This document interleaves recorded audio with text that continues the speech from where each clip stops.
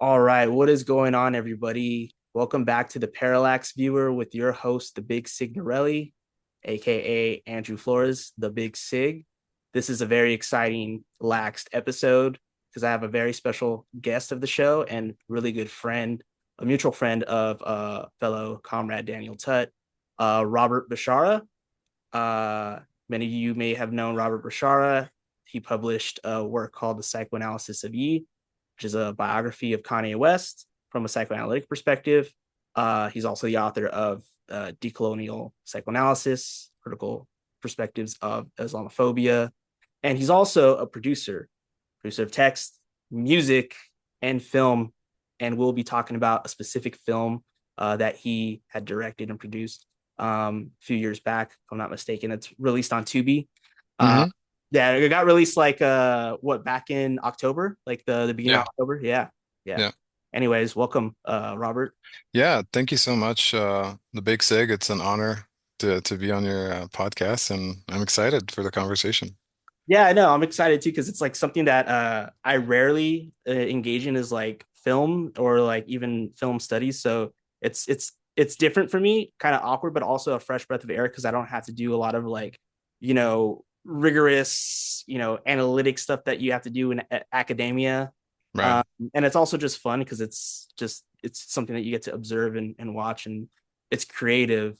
And I could see that we talked about earlier in the sidelines that it was a trippy thing to make this film. So hmm really hmm excited. And for the viewers, the film is called Alchemy in Hyde Park. Uh, hmm yeah. If you don't have anything else to say, like maybe we just like what was the intention and what was the inspiration and I guess the drive for this film.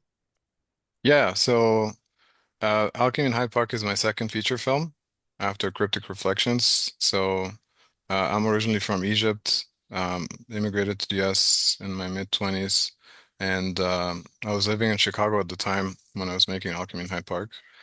And I was living in Hyde Park, which is a neighborhood in Chicago that's famous because of its association with Barack Obama. He lives in technically Kenwood, but Kenwood and Hyde Park are seen like one neighborhood. Um, there's something about the place itself, first of all, as a character that was very inspirational for me. So I think of Hyde Park as a location as a kind of a hidden character in the film, and probably you got that sense in terms of all of the shots that are focused on architecture and like capturing the city feel. So that's one big thing is like just kind of my ode to the place where I was living that was inspiring me, all the things that I found beautiful, all the buildings, monuments and things. So that's number one, I would say. And then the other idea that I had was I wanted to make a film instead of having one protagonist like a traditional film, I wanted to have four protagonists. So initially, the title was originally called Four, and it was actually four eyes instead of like normally the way you would write it using Roman numerals. So I had like four different eyes, so it's kind of like four egos, if you will. And then it evolved into Alchemy in Hyde Park. But so that was kind of like how do I have four characters with their complexities and they have all equal weight in a story?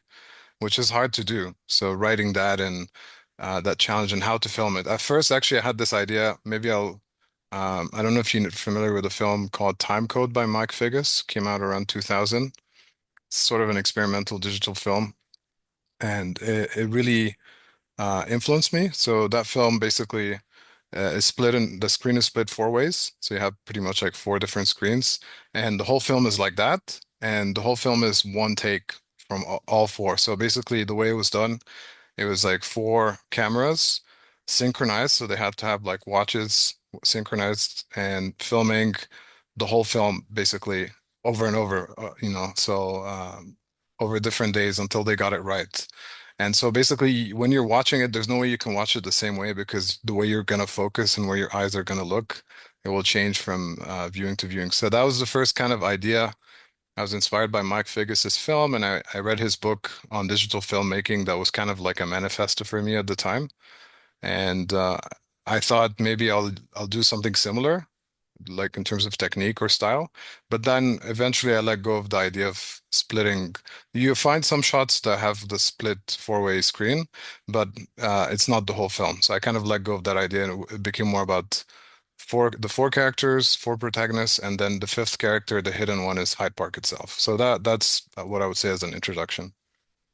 Yeah, yeah, no, it's interesting. I actually did do recall, I think, like in the beginning there is the four split cameras, which is like, as you said, you have four characters.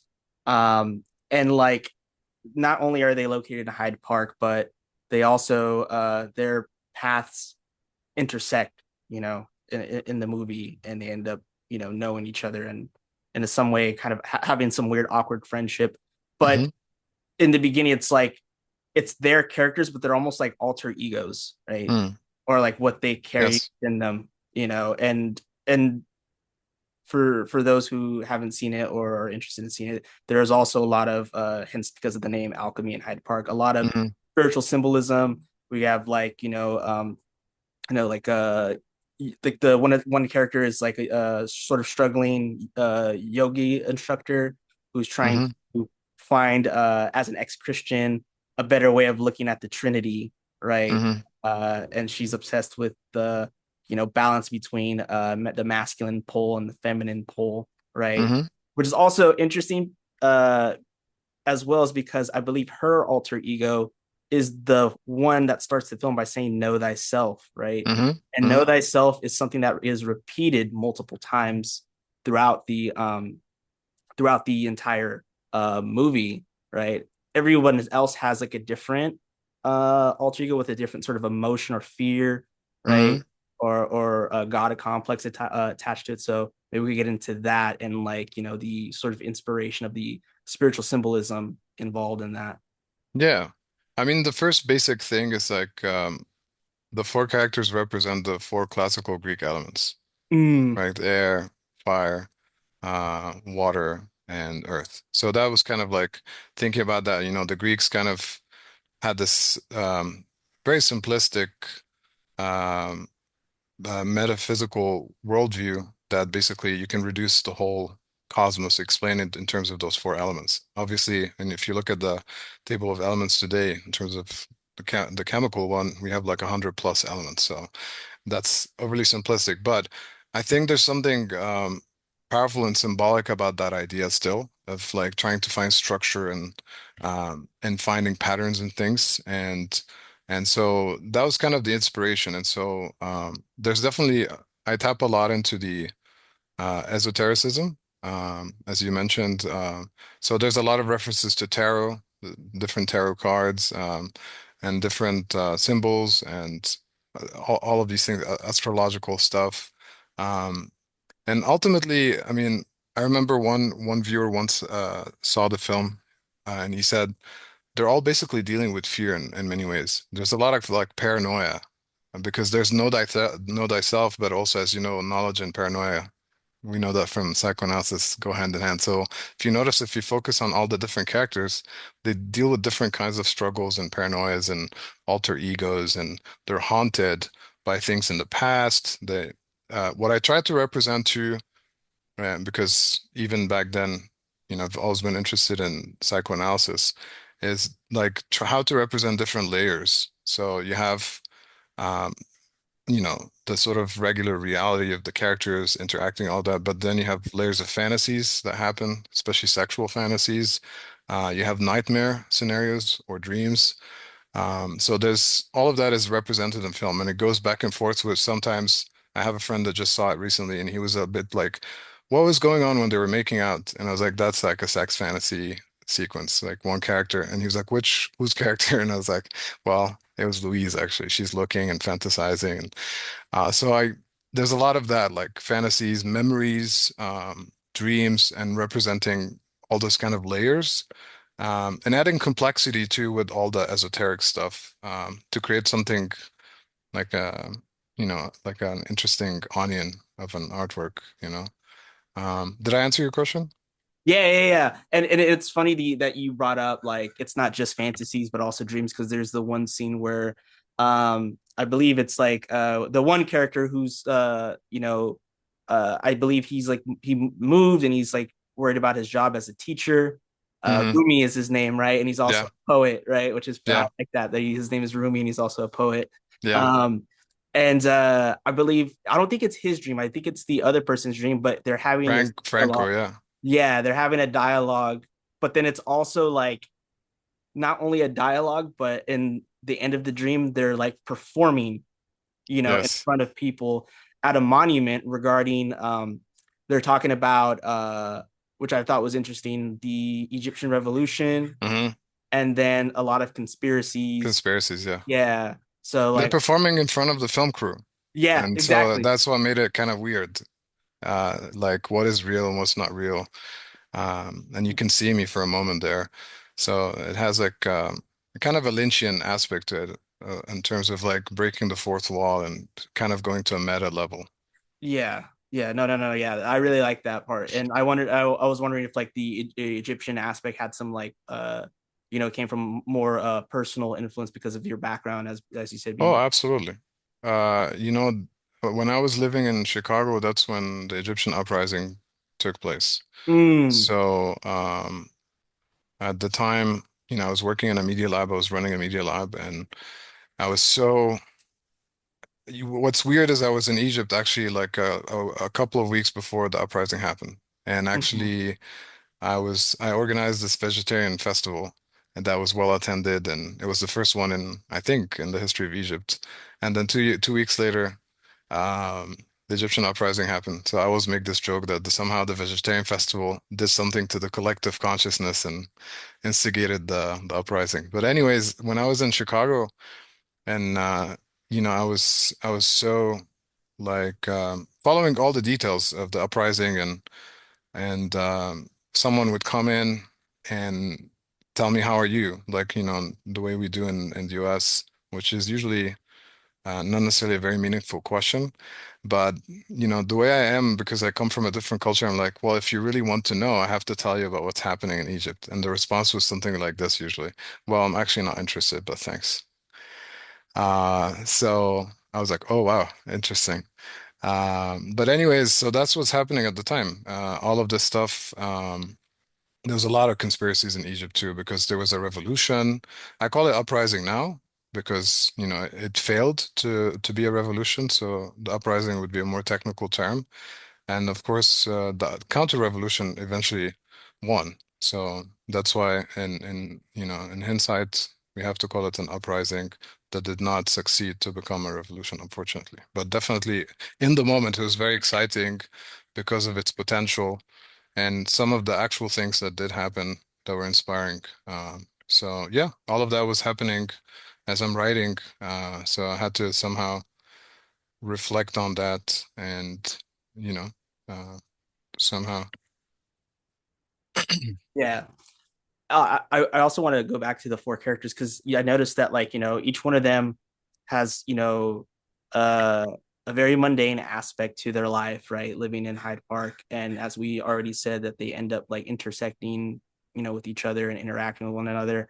Um, there's a sexual dynamic and this awkwardness around like romance and friendship, but they're invested in some type of you know, personal or like transcendence, like questions of enlightenment, Hmm. um, or like spirituality. Um, and so like I guess the question would be, you know, where did you find like the influence for like because all four of them have a different unique perspective of their enlightenment. Like it seems like for Rumi, he's very more on the sort of classicist, like in like Western enlightenment, right? Hmm. Uh, Hmm. whereas you have the yoga instructors more of like this sort of I guess like non-dual but kind of new agey Hmm. Hmm. perspective, right? And then Luisia, which is the other one, she seems to be into Buddhism, right? Hmm. Yes. And she's a martial artist and a dancer, and they're also Right. a lot of them are performers as well. Right. Franco, the last one, I'm a bit confused about of like what his sort of background is. His character and his alter ego seem to be confusing me.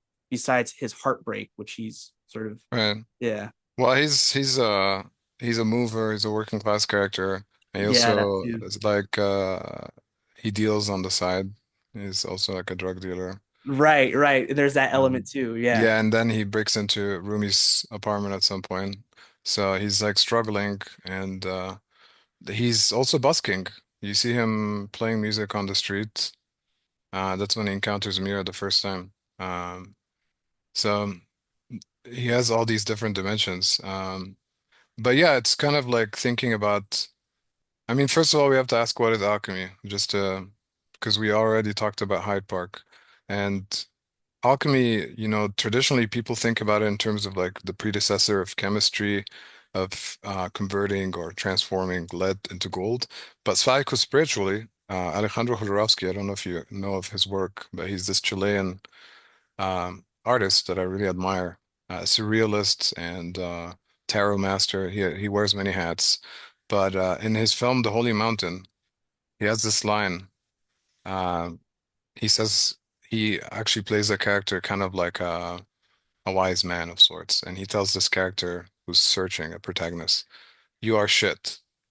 You can become gold." And there's something very psychoanalytic about that too, that you are shit. And so basically this is where they're all at. They're all feeling like this sense of being shitty or feeling like they're shit. And they all want to become gold. And you know, we can call that enlightenment or what have you, but there's this kind of arc of what is psycho-spiritual development for each one of them. And it's different from character to character, but that's the arc basically, from shit to gold, pretty much. And that's what alchemy is about. It's about how these elements come together, the four characters as elements, but also how each one has this trajectory of, ultimately trying to overcome suffering in some way or another. No, and that's funny. I like this better than like the sort of clean way of like turning lead into gold, right? Yeah, The shit to gold has more of a Freud and Lacanian exactly. aspect to it because money uh actually becomes its sort of surplus and excess, which is shit, and is Right, with the anal drive, which has to do with frustration, right. anger, retentiveness, and this obsessional quality of like never getting it right, and like the ideal so like withheld and withdrawn, right? Hmm. I do think that like for a lot of them there is a lot of that frustration, right? And they also seem to be like isolated. Like you don't really know much about their background other than that they hold it or whatever their past is in the dreams. They manifest in these dreams and symbolisms and fantasies. Hmm. Um, and so I see like that being far more Lacanian with the alchemy than it Hmm. would be like Jungian, right? Yes. Well, that's what I try to do because I think Um, Jung, is dismissed as a mystical and all of that, and then there's a split between Lacan and Jung regarding this question. But I think there's been if there's a book that came out called The Esoteric Lacan, for example. Um, and what I try to do sometimes is try to, and Freud himself, as you know, was interested in all kinds from like t telekinesis and all kinds of interesting paranormal phenomena. So it's not weird for psychoanalytic minded individuals to be interested in those things. But it's like, how do you do it? And it could be done in a non-Jungian way.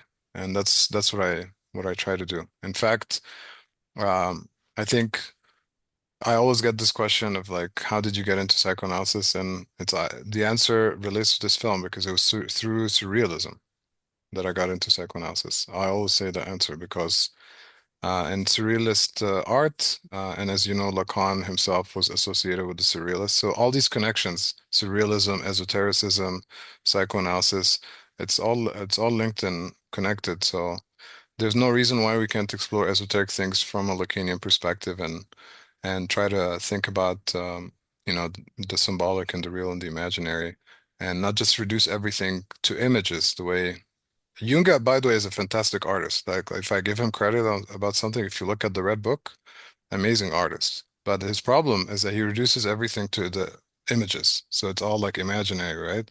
So there's not a lot of The symbolic and the real are pretty much sidelined, I think. And that's why I think that's a good critique of his work. Well, also, like I think what is also Lacanian about this is like going back to the know thyself. There's this Hmm. motif in Lacan of the oracular, right? Hmm. And so I got the feeling of the know thyself not in the like Jungian way of individuation, because the voice seems to be predominant in this Hmm. oracular um instance of know thyself, Yes. right? It's Uh, traumatic, right? When you yeah, hear it, it almost sounds like a monster is speaking. yeah, yeah. It's Because of the distorted. whisper, the whisper too. Yeah, but it is the Oracle at Delphi, and it's supposed to make you feel like you're gonna shit yourself, shit your pants, because oh my God, what does that mean? Know thyself. Like I Yeah, don't know, I don't know who I am, and that's where you begin, like of not knowing, and yeah, then you begin the journey there. yeah. And it's so funny because I don't know if you saw, but I had just finished a presentation on the mirror stage, and Hmm. really you're reading it line by line, and I feel like a lot of it is just like sort of glossed over because like this reduction of Lacan, like of the 1940s and 50s, is purely of the Right, imaginary. right. But that's completely false. But he has this line at the end where he's quoting the Upanishads, right? And Nice. he says this point that it's the job of the analysts to position themselves at the point where they're able to expose for the analysand that ecstatic limit, the one that says thou art that, right? Which thou Mm, art mm. that is another sort of oracular thing that we see in the oral tradition of the Upanishads, right? Right. And it's almost like identifying with an object as opposed Mhm. to because that is like what is that, you know? It's Mhm. enigmatic. Yeah. But yeah, that's the function of the voice. It causes our desire and makes us anxious. And yeah, it's I think that was the purpose of that. Hmm. And so like even going back to like the alchemical side, like so each like there's a transition to each scene, and it's followed by like each day of the week, right? Hmm. Corresponds to like Monday's the moon, Tuesday's Mars, Wednesday's Mercury, Thursday. I think the movie starts on Thursday, right? If I'm not mistaken, which is Jupiter. Yeah, that's just honoring the Yeah, it's the honoring that. etymology Right. because you know Mo Monday, Moon Day. Yeah. That's where it comes from, and a lot of it comes from the French or Latin, obviously. Like Right. Mercredi, it like Yeah. has Mars in it. So yeah, all these. So it's kind of we don't think about the signifiers too. Like the signifiers are taken for granted, Hmm. and signifiers have beginnings, and those beginnings sometimes are esoteric or um, they belong to an ancient tradition, and that's why we go back to ancient Egypt or ancient Greece, and in terms of like the ideas and the words and all of that. So that's what I tap into with a lot of that stuff. Like also the way we divide the week, all of that is taken for granted, but someone at some point had to divide the year.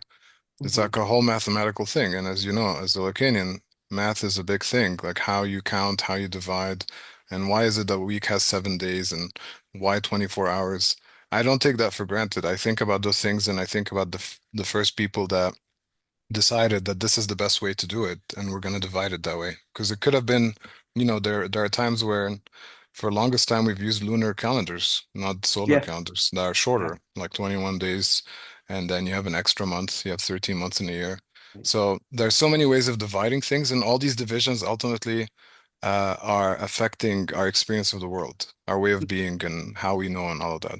So it's a kind of a reflection on what we take for granted and how all of it is loaded in many ways. Yeah, yeah, and those four elements correspond to the four characters as well, right? Which is the four elements because you mentioned it's the Greek tradition. Hmm. I mean, it obviously goes back way before him, but I believe what's is it Anaximenes that proposes that the world is constructed by these four elements of earth, wind, Hmm. fire, and water. Um, and both of their like personalities seem to be you know personified of these elements. You got like the intellectual, Right. the fiery one, the sort of uh dreamy, and then earthbound one. Uh Yeah. The working class guy is Earth for sure, like yeah, yeah. I Franco. And was then because the yoga instructor, I always called her like up in the clouds, so she's air. Air, because she's right? like the new age and all of this. It's like idealism, right? And Yeah, then with Louise, it's more she's more fiery. Like she's if yeah, you notice, she's always like kind of yeah, fighting, and she challenges Rumi. Remember, like she gives him that koan, yeah. right, and stuff The like that. the one-handed clap one. Yeah, Yeah. So the move, the move. and then he's like he has problems with his emotions, Rumi, and water, and he has problem with alcoholism as That's well. right. That's right. So there's all of that. So that's how Yeah, they come together. Yeah. yeah. They come together with their own shit, and they're learning how to Hmm. turn into gold. And I like going back to the theme of knowledge and paranoia for like Louise. It's like this know thyself, and she's riddled with like this past sexual trauma, but then she's Yeah. also in sexual fantasies. And whenever it's with this encounter with men, the sort of the voice of this signifier of like keep it a secret, then Yes. reaches This for is our little secret. yeah, this is our little secret. And it comes up at random times. And like besides Rumi, there's this customer, you Yeah. see his face, but he says that trying to get a free coffee, and then You're like right. she blows up, but like there's a fire element of like rage where like, rather than confronting it or seeing it as like a misrecognition, like she blows up, she curses everybody out, and then like she starts to light a cigarette, right? So you see Hmm. is Exactly. the very fiery element. And then yeah, like I never caught that aspect of the water with him because he's constantly drinking. He's drinking He's on the constantly job. drinking. He's Yeah. From yeah, the beginning, from the yeah, first scene. Yeah. yeah. Because he offers Franco a beer. And then yeah, he's drinking. He's in the car. He has a flask. That's like his first shot you see of him. And then yeah, he offers beer. And literally, I think almost every scene he's like drinking or talking about that he wants to go drinking somewhere. Yeah, yeah, yeah. Um, what one of the things though that's interesting about their path for enlightenment is that like I guess you could say that there is some point where they reach like a realization, but again, where I feel like going back to this distinction between alchemy in a Lacanian sense, Hmm. alchemy in the Jung is that the Jung is this sort of like fetishization of like, oh my god, this is going to be the greatest transcendence ever by individuation, but Yeah. it's in this sort of mundane way in which they kind of like encounter the trauma in this like sort of mediocre yoga session, this meditation Yeah. session, and Yeah. uh Louisa finally overcomes her fear, and then her and Rumi have sex. Yeah. But then that's like you don't really know what happens after that if they're together, Yeah. because then you find out, oh, she's a lesbian and she's Right. with somebody for 4 years, and Right. she has to make a choice, Right. being like, I've been with the man, and that was profound for her. But then there's also a tragic element because she just upset her partner. Right. Right. So like, it's not this sort of romantic enlightenment of liberation. You're still No, it's confronted. messy. Yeah, you're still confronted. And it's also funny because there's a lot of humor in the film, right? It doesn't take itself too seriously. I think with Jung, he probably takes himself too seriously. And I think Well, there's an element of idealism. I think what I try to do with alchemy is like try to make it materialist too. That's what you mean by mundane, that it's not just an idealistic thing, but actually it's a so for example, if you think about Franco with Mira, so there's like all good. Yeah, there's this like tense relationship, right? There's like sexual tension between them, but there's a class difference. There's like a class struggle dimension as well. She's up in the clouds, he's down to he's trying to survive, and somehow actually them having some kind of rapport could create balance. And that's how I end the film, right? Same thing with Louise and Rumi. Rumi is water, Louise is fire. So, I mean, if you put those two together, his water, you know, can reduce the fire, but he also needs a little bit of fire. Otherwise, he's just, you know, like lost, like drifting, right? So it's all about the alchemy is all about that kind of reaching that some kind of equilibrium. Yeah. So it you doesn't know, have to be enlightenment the way like, traditional yeah, sense. and that's actually really good because I've been a fan of tarot for quite a long time. I actually have that one popular one that came out recently, the philosophers one that has like all of our Oh favorite yeah. philosophers, and I find that a lot more like helpful, but it still corresponds to like what the original Rider Waite one is. But the way in which like uh these these elements are sort of personified by like the cusp or the court cards, which are sort of like dynamics of like you could say the ego, but underlying they're like certain signifiers, what we call like the major arcana that govern them, and those are like the sort of planetary, correspondences. Um, Whereas like before seeing that in the explanation via the film, I found like the dynamism of like the elements in sort of Chinese astrology or the I Ching to be a Hmm. lot more like um not just numerical like for us like Lacanians, but also a lot more helpful. Hmm. Because I think there's like overall just a lot of just Western iterations of this astrology that just becomes sort of bunk, and then Yeah, like there's no you see the reason why like sort of more rational minded people are like, ugh, like that's just that woo woo shit, but it's yeah, definitely psychological though, like and there's a material aspect because turning lead into yeah. gold, Well, um I mean, if you think about it, it's a good exercise for free association because like there's an yeah, element of absolutely. chance, right? And you're getting a card. It's not going to tell you anything about your future.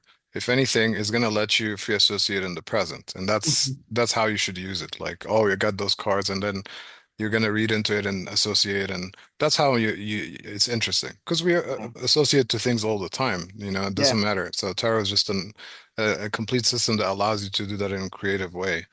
yeah, So, it shouldn't be used in a divinatory way, but more yeah, psychologically, psychoanalytically as yeah. something for, yeah, free association. No, yeah, for real. And the when you mentioned the humorous part, it reminded me of towards the end when Louise like is with her girlfriend, her partner, and like tells her like like I've been with a man, his name's Rumi, and she's like, I can't believe you slept with somebody named Rumi, but like I don't know if it was the intention or if it was the subtitles of Tubi that translated, but like it was actually spelled Roomy. But the other times they said Rumi, they spelled it like as the poet's name. So Right, right. That's yeah, funny. I don't know if it was just Tubi's bad auto translation or if that was actually like you that like that purposely did that. But I think Because the that way she said it, right? Rumi, yeah, right? Rumi. Well, that's interesting too, again, like psychoanalytically, because it's like the phonetics and the homophony. It's not just what a word looks like, but how it sounds as well. Yeah, He's roomy. Is he roomy? Does he is have he space Rumi? for Yeah. someone? So I think that's cool, Yeah, no, that's good. But overall, yeah, it's something that like I would definitely have to like continue watching to see the free association because as you Yeah. said, like it opens up room for interpretation and the way that you use this as an exercise using alchemy. But I did see a lot of the Lacanian tropes in it, and Hmm. it was like really, really profound and even clarifying because at the beginning, not only is it like the know thyself, but then you have this series of cutscenes of all the different architecture and Yeah. monuments, and then like murals and different like local paintings uh Yes. in there, and then like these signifiers that are below them. It's just like where are you going? Where are Right. you? Right. And so, Exactly. it's like it's true. It's just like you have all these cutscenes. Where are we going in the film? Like, where is this film Right. taking us? Right. But I would say also like when I was writing it, I wanted to capture the character's complexity by making sure that these characters are all divided.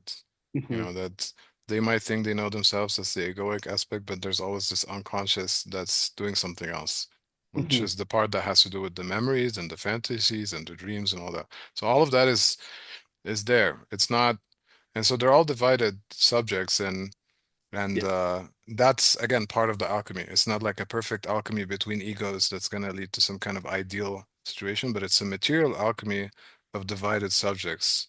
So ultimately, it's how these different unconscious aspects of different characters interact and the kind of problems it could lead to or interesting things. Yeah. Yeah. And they're all divided, like, because, you have the one that are like Louise, who's just like, caught in fantasy, but afraid of like her encounters in reality. Um, a nice creative poet and writer, but a drunk.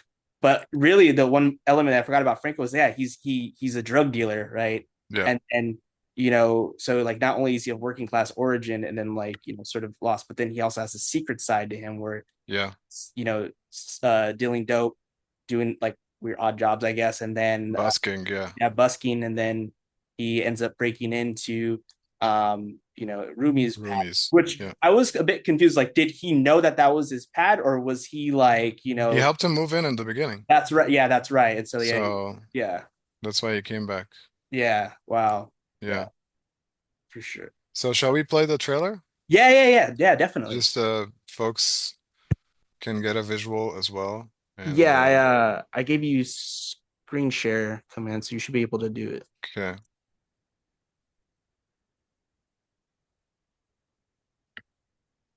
I'm playing it from Tubi. So anyone based in the US should be able to watch it for free, which is great. Um, so let's put it on full screen. Close this one. Okay.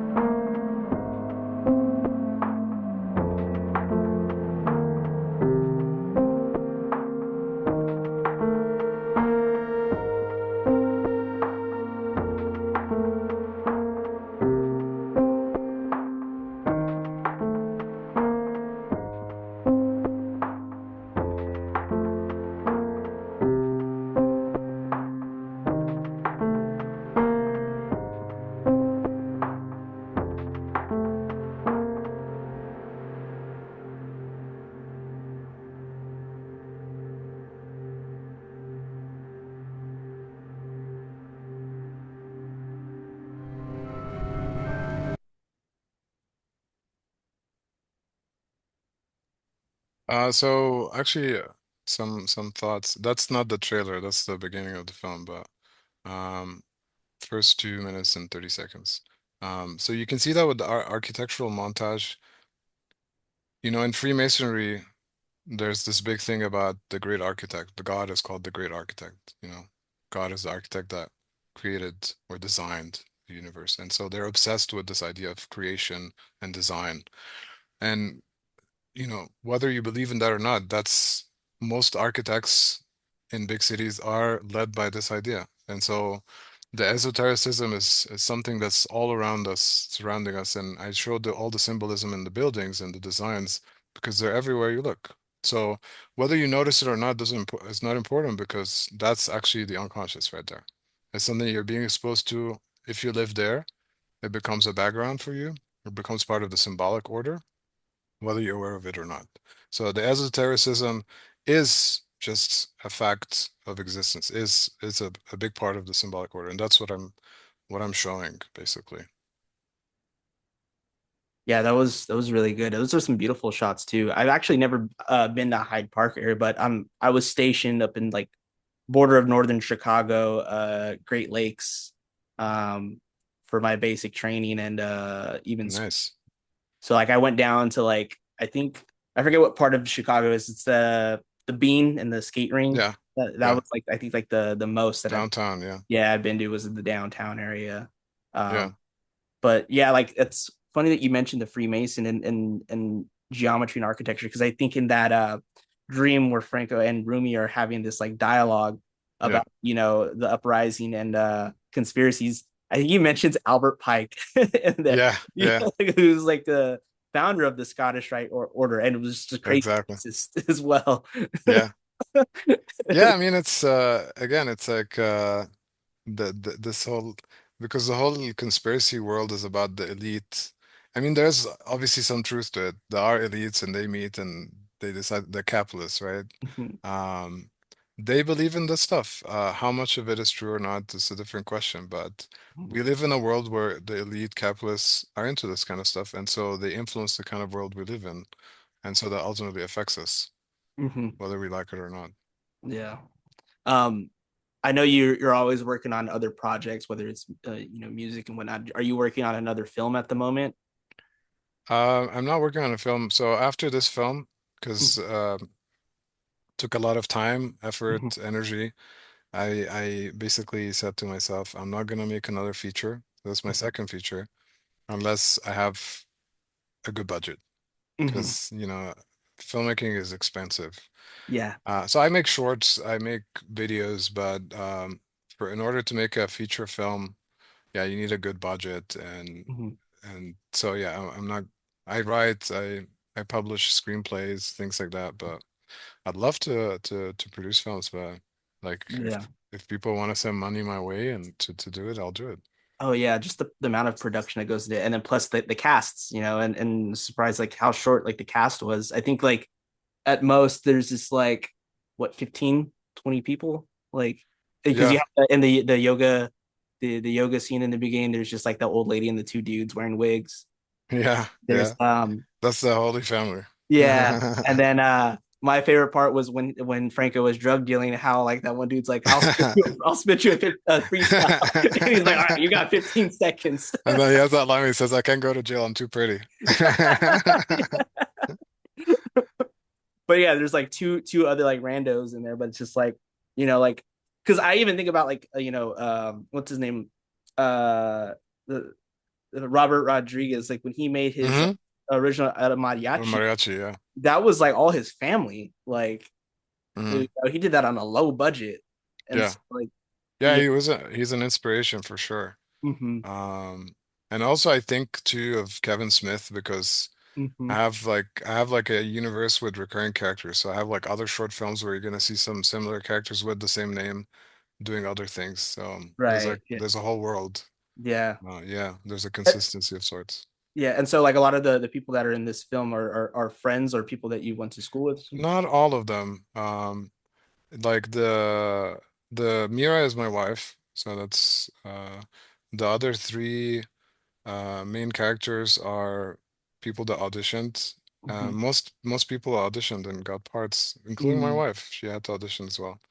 Hmm. But yeah, the most if you want to hear like an interesting backstory, so Kimberly Harris, who plays Louise, she's probably the most professional actor of the group, and she used to be Davis Foster Wallace's girlfriend. That's crazy. And her father is a professor of, I think, literature. He's the one Hmm. that taught him. So Wow. he was a student, yeah. So Wow. that's there's so she brought that backstory a little bit like all that heaviness and Hmm. uh yeah. The guy that played Rumi is actually an academic. Um he's someone that he used to do something called the Hell's Guide to Chicago or something like that. Like it was basically a historical tour, but it's like an active one. And he does like reenactments and stuff like that. Oh, that's pretty dope. So yeah, in Chicago. So that's how I got to know about him and then Franco he auditioned because I'm looking for people who are very qualified too. Like I want someone that is able to sing and do this and Mhm. so it was hard. So it's a lot of auditions, a lot of time and but yeah, for the crew I would say definitely behind the camera. Yeah, people that are doing me a favor, people are friends, Yeah, and then all the equipments I was able to use because that's usually the most expensive part. I was able to use it from the college, that's so from the cool. Yeah, university, yeah. Because I ran the media lab, so I had access to all the equipment. yeah, So that's a good perk. yeah, and I did something really cool. So if people are interested in technique, I shot the film with two cameras throughout. And that creates a certain feel because, most films are shot with one camera. So, you have to do shot, counter shot, and a lot of times if you think about Hollywood production, let's say it's Jack Nicholson talking. On the other side, there's no one. Like it's the crew, like the other actor is not there. They only bring the other actor if they have shots together, like where you see them in the same shot. So that's how films are made, right? It's like this kind of, and it's like put together. But for this one, I wanted everyone to be there at the same time, shooting with two cameras at the same time. And so I think it gives it a certain feel. Uh, you know what I mean? Of continuity and feel. So when people are reacting to each other, they're literally together in the same space at the same time.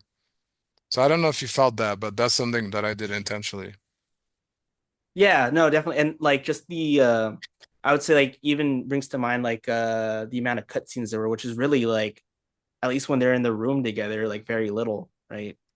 So it's like you're almost like in presence with them because it's like one continuous shot and dialogue or just like scene overall.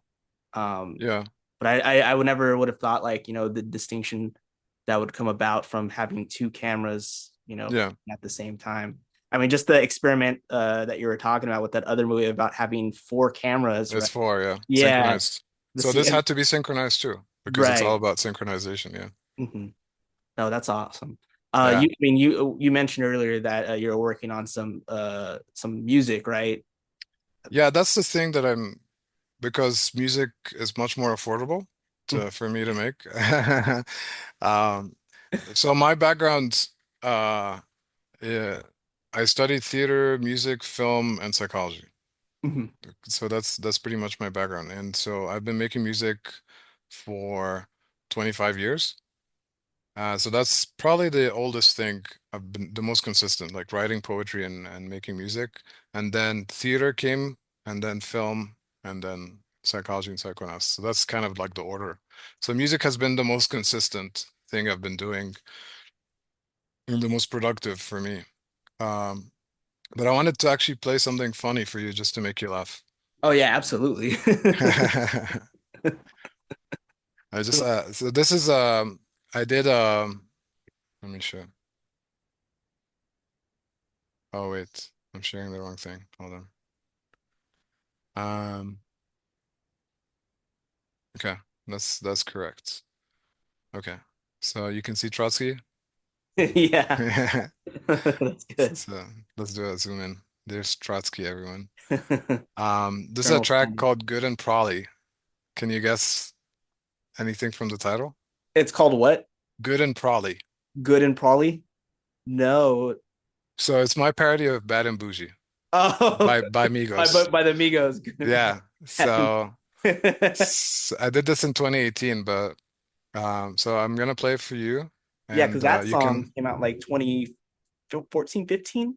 Yeah, so this just shows you like this is not really, I mean, my music is different, but I wanted to show you something funny. Like I wanted to put together like a parody of Bad and Bougie, but like kind of from a Marxist perspective. Yeah, So it's good like and a, Polly, like proletariat. yeah, You know the proletariat. So we never really had any money at all. And so we think we'll never really have any money anytime soon. If young Metro don't trust you, I'm gonna shoot you. Bookshop, shop, dunking a cooking a hot shop, rocking on the dance floor, rock, steaming some veggie on the stovetop. We came from nothing and stayed there. I trust the world, hey, hello there. Call up the nerd, they come and play. Call up the geese, what the hey, comrades are good and probably steaming up some broccoli. My peeps is mad genius, they know all of the digits of pi. Comrades are good and probably steaming of some broccoli. My peeps is mad genius, they know all of the digits of pi. 3.141-592-6535. 3.141-592-6535. 3.141-592-6535. 3.141-592-6535. You gotta have the Migos ad libs in the background. Hey. Yeah. So that's like it's funny, and it's also like, yeah. What do you think of that? No, that was good. I didn't hear it, Craig, when you first said the title. I was like, I thought you said like probably, and I was like good and probably, and then I was Good like, and oh, probably. good and probably, like bad and bougie. Bad and bougie. So Yeah. yeah, like the opposite, right? Yeah. So we need more proletarian rappers. There's too many rappers trying to talk about getting the bougie life, or like yeah, yeah. chasing the paper trail. You don't get this, right? Mm-hmm. So yeah, but like folks that are interested, I mean, they saw the link. Like my original music is all there. So Oh the yeah, it's folks on are your interested. website, right? Yeah, it's on the Bandcamp. I'll show you the, sorry. So you can see the URL, right? hailjehuti.bandcamp.com. Yeah. Yeah, so all of this stuff, it's all my and releases and since 2000. I'll link everything in the Yeah, and it's chronological. So like this is Space Chicks is my first album from 2000, and then I tried to organize it as best as I can. Have you posted everything on anything on Spotify at all, or that you keep it Yeah. all site? Nice. Yeah, I do. I do. I have a different title over there. So Architect of Truth is the one that I use for Bandcamp, but on Spotify I'm Horny Cricket. That's funny. Spotify, Apple Music, all of it. Right. I have just a few albums, so I don't release everything because the way I do it is like I'm also into archiving, so all the archival material is on Bandcamp. Okay. And if you're interested, the reason obviously that Spotify is, super capitalist, Oh yeah. they take most of the royalties and they pay artists almost peanuts. And Yeah, so if you want to support my work, this is the place to do it because Bandcamp takes a small fee and I get most of the that's money. wow. Yeah. That's actually good. That's good to know, actually. Yeah, yeah. Yeah. And so, what? I mean, you're an overall artist. Like, do you stick to a specific, I don't know, style, or does it whatever you're inspired by? When it comes to your music. Yeah, that's a difficult question because Um, like I started out, in high school, I was in two bands, two rock bands. I was playing drums, Nice.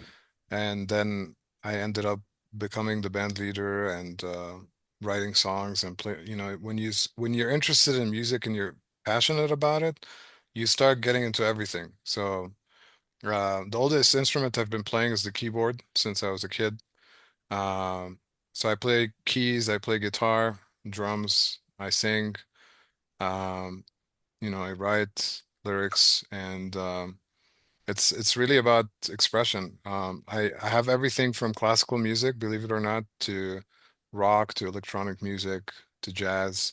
So it's really hard it's a crazy world. I have so many interests, so it's not one No, that's thing. amazing. It's actually really inspiring. It's really good to see like a lot of like the balance of the scholarly with the musical, um and the overall creative aspect. And for me, I actually played trumpet in middle school band, Oh, but nice. yeah, I actually wanted to play You still play? no, I haven't played in forever. Okay. Like I still know like the music by heart. The problem was like I'd always get like because I couldn't afford it. I come from a working class background, so I went to like a nicer school, and they had Hmm. the like loaner instruments, but they didn't have sax. I wanted to play alto sax. Nice. Ended up playing trumpet. Um, Trumpet is hard. yeah, and I had bigger lips, so like they could never give me a big piece to play. But then I Hmm. switching to baritone, and everything sounded perfect because of, like my lips, because it's still a brass instrument. Hmm. The three keys.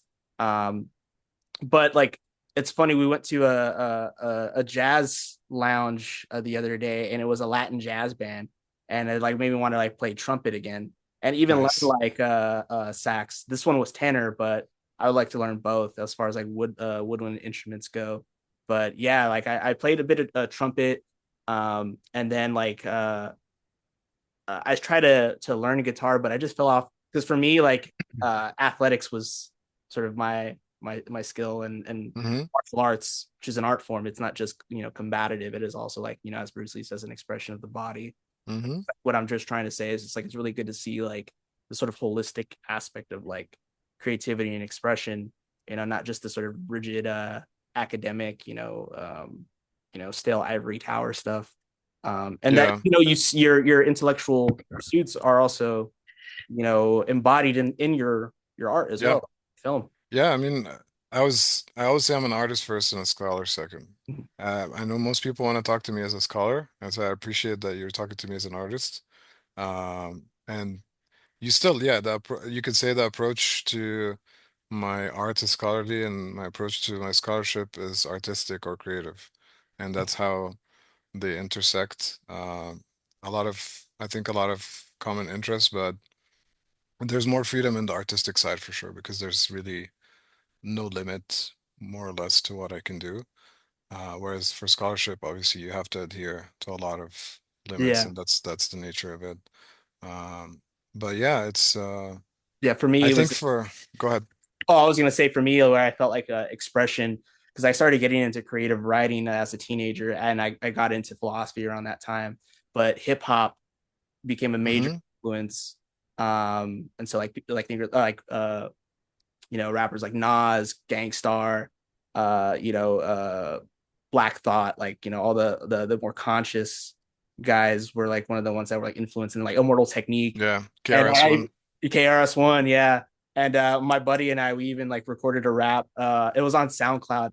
Funniest title ever. It was called Green Lighted by the Pentagon, but it had like a sort of a Mortal Technique style Oh, I theme. love Immortal Technique. Yeah. But like with that being said, it's like something that like I've, never really recorded after that, but I always still write. And like, I need to build up the courage to start like recording more because I feel like that's where like maybe I am an artist first and scholar second. I Nice. find myself like, in my head thinking of like lines and like I'll show people like, dude, this is really good. Like, because I'm always, Yeah. I don't want to be that like You think in terms of bars. yeah, that it's a bar, but like you get backpack rappers that like want to freestyle at any chance given. It's like, bro, stop. Thinking that I this have some hip hop stuff too, because I love hip hop. awesome, awesome. But yeah, I mean, I think for people in the US, there's this um compartmentalization and categorization. So someone like me who's transdisciplinary and does many things, I'm incomprehensible. Like, how is it that you're a composer and you're making music and then you make films and you also do theater and then you're a psychoanalyst and what is it? Like, I think for Americans, they just want to be like, do one thing and that's it, stick to it. But I've never been like that. I have many interests and I pursue, all of them if I can. Um, some of them slow down, like film slowed down a little bit because for the reasons I mentioned to you, but as long as I'm able to create and I'm not limited by money, then I'm gonna do it. I think that's actually like a good point, and I do think that that's where like psychoanalysis kind of bridges all that because so many psychoanalytic, whether they're clinicians or like just more into the theory or just part of the Hmm. community, the angle of psychoanalysis and art or performance and dance or like theater and cinema have constantly been growing, especially like from Lacanian lens, Hmm. especially as these dimensions that you mentioned of the imaginary, symbolic, and the real. Hmm. What does the real look like in sense of film, right? Like what you know is in the background, right? That you don't see, but it's like happening in that still scene, right? Or it's just like a flash, or just the uncanny voice, right? Hmm. These like real Yep. moments. Yep. Do you remember the moment when it was Louise's sexual fantasy and then this the whole sequence, and then at the end, Mira says, "My mother is dead." But Right, right, right. the voice was very uncanny. Do you Hmm. remember that? I Like it was do. like I a do. deep, low pitched voice, and it's kind of scary. Hmm. And it kind of is like the thing that it's not like in this case cock blocking, but it's like the thing that's like ending the sexual fantasy, right? The cutting Yeah. it, disrupting it. Yeah. Yeah. The cut. Yeah. Exactly. So there's a lot of stuff like that, you know? Hmm. Yeah. And it's like Now, the bridge between the two worlds, right? yeah, yeah, yeah, absolutely. Yeah, because like I mean, going back to what you were saying, like the unconscious is this real thing, and whether you recognize it a lot or not, Hmm. like it's Hmm. happening in the background, just like when you were saying about the architecture and the Jungian, Hmm. they'd be all too much like invested in the sort of the image of Yeah. everything. Yeah. Yeah, in a sense The where image is cool. It's just not everything, you it know? is. Yeah, And exactly. that's why I say Jung is a great artist. Hmm. You Oh know, yeah, you have to give him that credit. oh yeah, like if you look at like in the Red Book and then the archetypes of the unconscious work, those I think those are all his drawings of Yeah. mandalas, right? Because he was Yeah. up mandalas. So in that sense, he was great, but like it's a little bit like the tension between phenomenology and psychoanalysis, right? Like because Right. the phenomenology is also focused on the imaginary Yeah. and consciousness, and And perception. yeah, so it doesn't really take so much into account the symbolic and the real, and I think if you're interested in the imaginary, phenomenology and analytical psychology are great. But if you're interested in more things, more dimensions, you would have to move into like Freudian Lacanian psychoanalysis. Which definitely want to maybe transition a bit in this conversation regarding your interest in psychoanalysis. Do you practice as a clinician, or is free? Yeah, For you, it's a theory I, and I do practice, yeah. nice, nice. Where did you do your Yeah. training? So I'm psychoanalyst in formation at LSP, Lacanian School of Oh, Psychoanalysis. Yeah. yeah, that's awesome. Yeah. How I've long been have you with been them. practicing? I've been practicing for 2 years. Yeah. I'm aware of LSP, but not aware of like the sort of background or formation. Like where do they take their orientation from? Because you have like the new school, you have the Yeah. CFAR, and those that stay with the Après Malarian coup and all that. après coup. Yeah, And there's like Lacanian Compass. yeah, And there's like Solaire. There's locus. a Solaire group in Colorado. Right. Yeah. Um, yeah, it I would say it's heterodox Lacanian. Um, the lineage, because there's always this question of transmission, and the one of the founders of the school is this Belgian by the name of Andre Patsalidis, and he knew Lacan personally and worked with him, and so that's the direct connection. Um, from Lacan to Andre Patsalidis to everyone that came afterwards. Wow. Yeah, I've heard of that name, but like I said, like even the LSP, I'm not aware of. Like, yeah, I guess they are a bit heterodox compared to the other ones that are listed. They're not Malarian, so that's Yeah. why, yeah. So it's not it's Lacanian. It's not Malarian. Hmm. Hmm. Yeah, And so, would you say, like, from your approach, you would remain heterodox, like in not only your formation, but even like in your own research? Uh, yeah. I'm very heterodox in my approach, which for some people, I think of myself as a heretical Lacanian. So, I love it. I work with it, but I'm also not. I don't treat it like the Bible. mhm. Because some, as you know, a lot of Lacanians, Lacan said this and it's here. And, Lacan is also full of contradictions across time, and that's fine. Any thinker has that. And to be a divided subject is to have that. That makes him kind of human, right? Yeah, He's an interesting, complex figure. Uh, he's fascinating, but at the same time, um, I don't have to accept everything. I like to read him critically as well. So, yeah, and yeah. engage with him from within and from without. So that's kind of my methodology with looking at psychoanalysis is like I don't like, for example, critiques of psychoanalysis from outside that don't take the theory seriously. Hmm. Like that's, or sometimes those I wouldn't even call critique. I would call them like a refusal of psychoanalysis, or Yeah. just pure hatred, right? Right. There's that, but that's not what I do. It's like it's an imminent critique. So it's Yeah. taking it seriously. I'm within the tradition. I'm, psychoanalysis information. So I take it to, I'm going all the way in, you Hmm. know? And so all my critiques are from inside. Hmm. Yeah, I mean, like that's even what Lacan himself is doing, and like he wouldn't consider himself a Lacanian. He says, I Hmm. am a Freudian, but he would notice that Freud wasn't consistent in his time.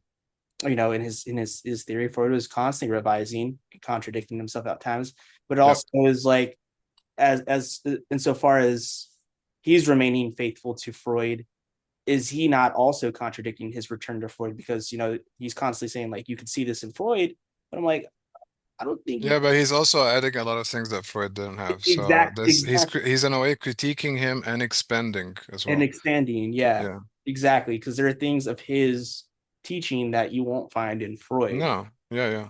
The And I Baromean, think it's a sleight of hand. I yeah, think it's very much sleight of hand. yeah, yeah, yeah. And But and yeah. but I He was can gonna call say, himself a Freudian, but he is a Lacanian. yeah. And staying on the psychoanalytic topic, I'm really curious about your approach with decolonial psychoanalysis because it's something that I've been slowly getting into of reading Fanon. Yeah, I know you went on Daniel's platform to talk about decolonial, yeah, which is interesting because you use the term decolonial because I think those the distinction between decolonial and post-colonial, right? yeah, yeah, yeah. Yeah, I mean, when I was doing that work, it wasn't a buzzword at the time. So I think I started working on that stuff in 2016. The book came out, I think, 2019, but it's, I've been working on it and presenting at conferences before that. Mhm. And ultimately, the approach, it's kind of like the way I operate. It's a very dynamic approach. So I present my work at conferences. Sometimes, um, I don't know if you've had that experience. People have emotional reactions sometimes, especially during this time. It's like a lot of times it's not an intellectual engagement, but more of an emotional reaction. So I had an experience like that at a conference at the University of California in Berkeley, UC Berkeley, and I was citing Zizek. It was a research on Islamophobia, and basically, Zizek in the Plague of Fantasies has really great analysis of anti-Semitism using a mix between ideology critique and psychoanalysis, his famous methodology. And I basically said I noticed because he wrote some things about Islamophobia that I didn't like, and I thought they were very sloppy. And there was an argument at the time, there was a period where people were trying to cancel Zizek and deplatform him. I started at the left forum, so I was kind of following all these things, and and my argument was that not that Zizek is a racist or that he's Islamophobe himself, but my argument was that his theorization of Islamophobia is sloppy, or basically Islamophobia is under-theorized. So I was asking the question, why is it that he's able to theorize anti-Semitism but not Islamophobia? That was my question, really. So that's the work that I did, basically critiquing him and then extending it to this other area that he doesn't take seriously. So I presented this research at UC Berkeley, and then one member of the audience got very upset that I cited Zizek and is like, how dare I cite Zizek to talk about Islamophobia when he's an Islamophobe? When someone responds like that, I don't know how to respond to that because it's an emotional reaction. Anything that I'll say will just escalate things. So I was like, okay. And then I thought about it. I needed time, I needed space, and I needed distance. And my response was a paper that I presented at a different conference, University of Manchester. And that's when I developed the decolonial psychoanalytic framework, which is basically this concept of what I described earlier, how to critique psychoanalysis imminently, but also uh, critique it from outside in a kind of transdisciplinary fashion. So decoloniality is a field of study, uh, mostly theorized by Latin American scholars. Um, the distinctions, I don't know if you're interested to go into that, but some people say post-colonial, some people say anti-colonial. Fanon typically associated with the anti-colonial movement because he was on the ground, working as a doctor in Algeria, but also fighting with resistance against French colonialism. So there's that side, but then there's the post-colonial side, which is seen as a more academic movement that's in literature or literary studies Someone like of Spivak, right? Spivak, Homi Bhabha, and Edward Said are like the three big names. And then the decolonial folks were trying to say, where is practice in all this, or praxis? And there are different names, but I think the most important name for me, there's Anibal Quijano is an important name, but for me, Enrique Dussel, I would say, is my biggest reference. So in other words, I want to see psychoanalysis from within, how to critique it from within, and then critique it from the perspective of decoloniality, which is that field. And so decolonial psychoanalysis becomes some kind of sublation of this immanent critique, but also exterior critique from this other perspective. And ultimately, what I think is it strengthens psychoanalysis, doesn't weaken it. A lot of people have a kind of a knee-jerk reaction without understanding, because I think after my book came out, decolonization became a buzzword. And now it's like there's a book called Decolonize Your Diet. You can decolonize marketing. There's like all of this stuff, which is ridiculous, obviously. So the word that became meaningless in a way. As a signifier, it's redundant and overused, and it lost its meaning. And now it's seen as basically associated with canceling. So if I'm decolonizing psychoanalysis, it means I'm trying to destroy psychoanalysis and cancel it, right? And that's not what I do at all. In fact, my whole thing is to strengthen psychoanalysis, not to weaken it. And so that's the decolonial psychoanalysis, is how to delink, because basically, if you think about psychoanalysis, it's a modern field or modern discipline.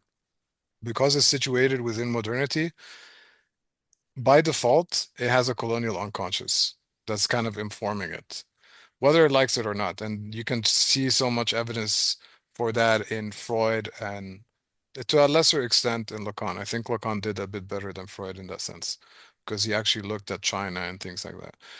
Yeah. Well, he also has this like example in Seminar 17 about his two patient or not two patient. Well, there were two students of his, but they undergone analysis with him, and they're from an area of Africa that's undergone the apartheid. And he said Mhm. like, it's not that like the Oedipus is something that is sort of like colonizing their unconscious, but when they bring all their accounts into analysis of being affected by the coloniality of their habitus or whatever, that they can't help but situate it in a sort of what Freud would call an Oedipal structure, right? Yeah, As mediation, but that as like, oh, you're just Oedipalized, right? In the way that Octave Manoni would say, like, there's a dependent complex to, yeah. yeah. So yeah, the universalization of Oedipus is an interesting question, and many people don't agree that it's universal. But if you read Decolonial Psychoanalysis, my first book, you'll see that I engage with that reference that you just mentioned. So there's a deep engagement with Seminar 17, because ultimately my approach is discursive in that book. Um, but it's not only discursive, but that's a big thing that I focus on in terms of methodology. So, but the final thing I wanted to say is psychoanalysis as a modern field is haunted by this colonial shadow. That's just a function of modernity. You can't have modernity without coloniality. They're interlinked. And so the decolonial critique is let's keep the baby, modernity, without the bathwater, coloniality. So decolonizing psychoanalysis for me would be how do you retain the modernity of psychoanalysis without its coloniality? And that methodology is called delinking. So do you delink the coloniality from the modernity? So anything that you think is, there's a lot of racist stuff in Freud that you read today, you're like, oh my God, what is he saying?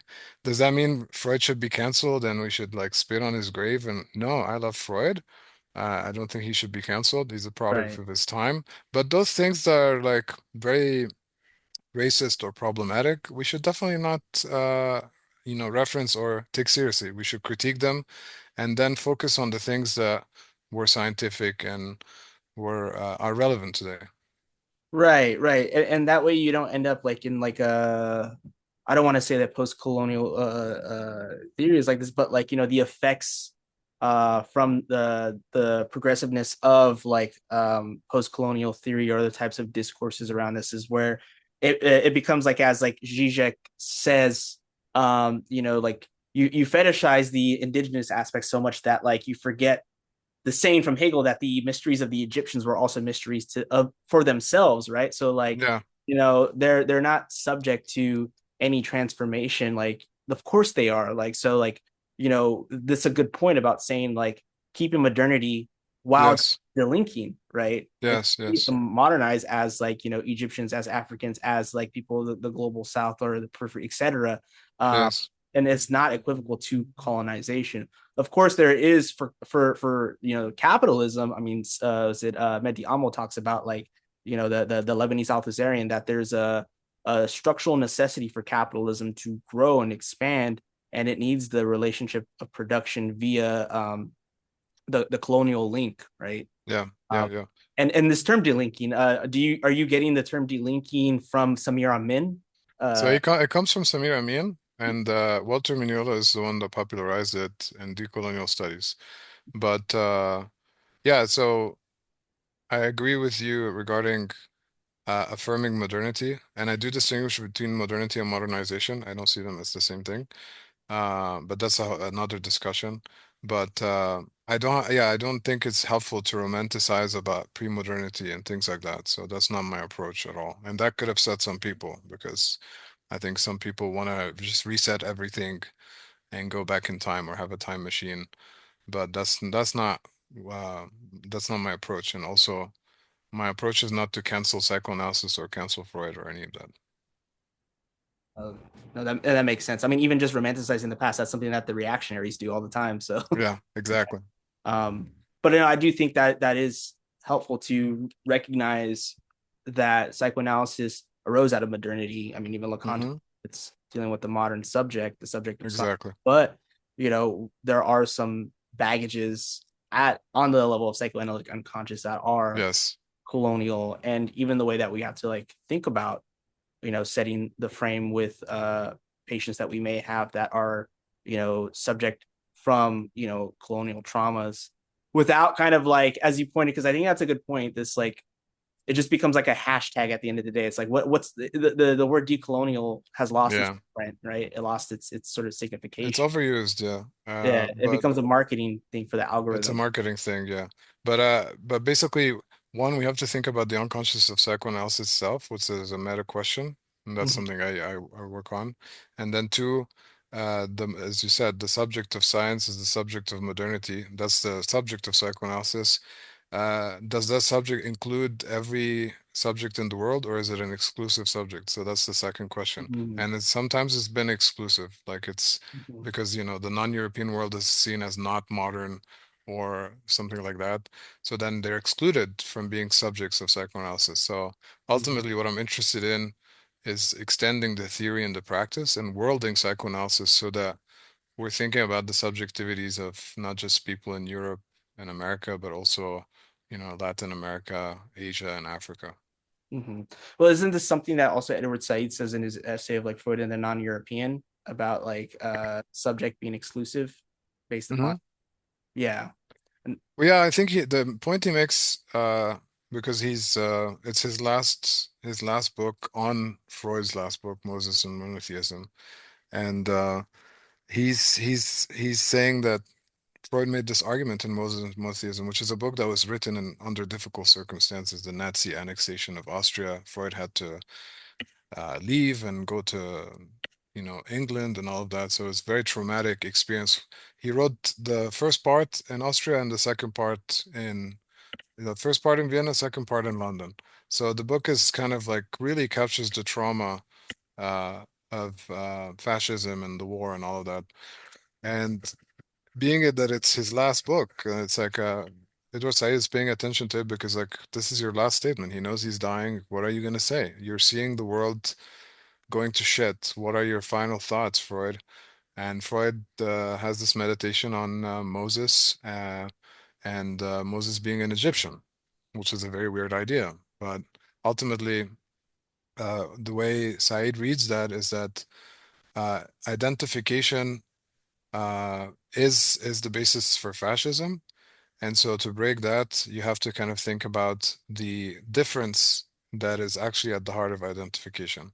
So by him saying that Moses is an Egyptian, he's saying that uh, he was a non-Jew, you know. The founder of Judaism is a non-Jew. So there's an interesting contradiction about identity and difference that's captured in that idea, which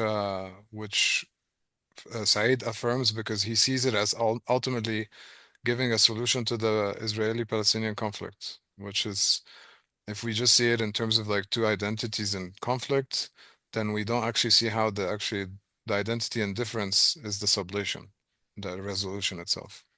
Right. Yeah. And that was the main thing like about that text is that like the sort of society or a social bond is built off of an outsider that's already excluded. And so like, it goes back to this whole logic of the primal father for Freud and how, the exception is also what is also excluded, right? Mm-hmm. Kill Mm-hmm. the father. And in the sense, Moses is in this text is also killed, right? Yeah, so I extend so I deal with that text, both texts actually, in Freud and Said, Mm-hmm. and I develop what I call non-identity politics based on that, because identity politics is like the big term today, and I wanted to say, well, why don't we think about non-identity politics? And I think Freud and Said give us hints about that. I'm really excited to actually read that because I definitely like to bring you back on to talk about more of the scholarly stuff regarding Hmm. decolonial and even the psychoanalytic one on Yi and get more of your perspective on psychoanalysis. And you also have a new work that is being released, right, on radical humanism. Yeah, my latest one is on radical humanism. Yeah. Mm-hmm. Yeah, and what's the thesis behind this one? It's Very interesting because I well, yeah. before just interesting Well, because first of all, it's against anti-humanism right, I was and it's also against liberal humanism. So it's presenting a third solution. That's, liberal humanism tends to be our understanding of humanism, and then anti-humanism is tends to be the Marxist solution from Althusser, etc. But I'm saying that there's a third option which is not being considered, but it has a rich history, which is radical humanism. and that's what I was going to say because Lacan gets lumped up in the anti-humanism. Of course, he's against humanism, but I think his humanism is that he's critical of is the Sartrean existential one, and that's why he's always like, I never talk about freedom. Uh, Right. but I don't ever hear him ever reference that he's an anti-humanist. I think that gets put on him by like the Ljubljana school. So I do think that Yeah. the question concerning humanism and the human condition, and especially if you take decolonialism seriously, it is a question about humanism, or as Fanon puts it, the place of non-being that we have to kind of Yeah. buy. And Yeah, I mentioned too exactly. my conversation with Laura Shia about humanism and decolonial efforts. Yeah, Um, that's what I'm saying is like in the West, the conversation about liberal humanism versus anti-humanism doesn't take into account the experience of the non-European world, yeah. where humanism is actually really important Mhm. as a question. So it does have a again, that's what I try to do in a lot of my work is like a worldly perspective as opposed to a Eurocentric one. Mhm. So I draw from different disciplines and different parts of the world.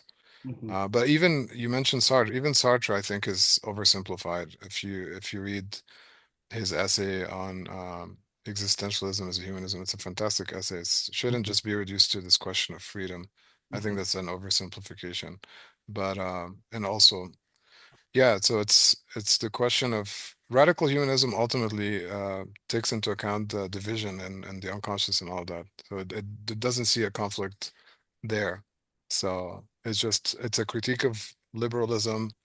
So it's aligned basically with the socialist tradition ultimately, and it's a critique of anti-humanism as this theoretical position that does not have a place for the subject. Because Mm, ultimately, if you look at Althusser, yeah, where is the subject? It's right. kind of this problem of like we have a structure, and the subject is just an effect. So it's Well, kind of yeah, like it's another way of always an ideological one. So like, you never have like yeah. an ideological subject, right? You become a subject through ideology, but I think that's oversimplistic So, yeah, I think position. it's also like one of the being interested in Althusser. It's also one of the blind spots of his theory because it's like, well, if you only become a subject by ideology, then how do you get someone like Galileo, Marx, who were able Yeah, to sort of see outside that if all subjects are interpolated, right? So like, how right. is somebody able to peep through the antagonism and not be an interpolated So subject? that's a great contradiction, right? Yeah. You have these subjects that are critiquing ideology and producing critical works. So how did they do it if they're just effects of ideology, right? Right, right. Well, I Doesn't think make sense. that's the whole thing about like the split subject in Lacan, that offers like a sort of reintroduction of the subject. But I do think like the question concerning humanism in the non-European world, Yeah, offers insights into like thinking humanism beyond the whether it's straw man or not, like beyond the bounds of like liberal humanism or like a phenomenological humanism, right? That centers yeah. around really consciousness. We're also critical of transhumanism, which is, Mhm. again, very popular now. This whole Right. notion of moving toward the singularity with technology and AI and all that. All that weird So Landian stuff. yeah, yeah, yeah. So that's also rejected. Yeah, that's good. Well, I know, like I said, I definitely want to bring you back on to actually ask more like in depth the work because I always take scholars' work seriously, and I want to be able to Hmm. engage with the text. But it was really Yeah, good to be on just to talk about this work and like for all the listeners, like it's a relatively short film too. yeah, It's about like an hour 20 minutes, maybe less, yeah, yeah. 15. Check Yeah, it out, folks. I put a lot yeah, of, yeah, it's 1 hour and 15 minutes. yeah. I'd love to hear feedback too. You can find me on social media. We're friends, so Oh yeah, if people wanna, Architect of Truth, yeah, Architect of Truth. So which is cool. Another alchemical symbolism is the Hermes. That is your profile. The Mercurial. Thoth, Oh, the oh ancient yeah. Egyptian god, yeah, who's Thut or Jehuti, also Huti is pronouncing the the ancient word. Yeah, Hermesian, right? And then like in the Alexandria Hermeticism, it's like Hermes Trismegistus, right? yeah. He ends up being later combined by the Greeks and later Yeah, with Hermes. Yeah, yeah, yeah. Tahuti, yeah, that's the Comesian, that's right, or from the actual Egyptian. yeah, yeah. Yeah, It's the ancient Egyptian yeah. pronunciation. Yeah, As the scribe, right? yeah. He's considered the god of science, and I have a new book. If you're curious, I'll tell Yeah. you. So I'm working on a third book right now. Uh, it's a long title, but the short title is Liberation Psychoanalysis.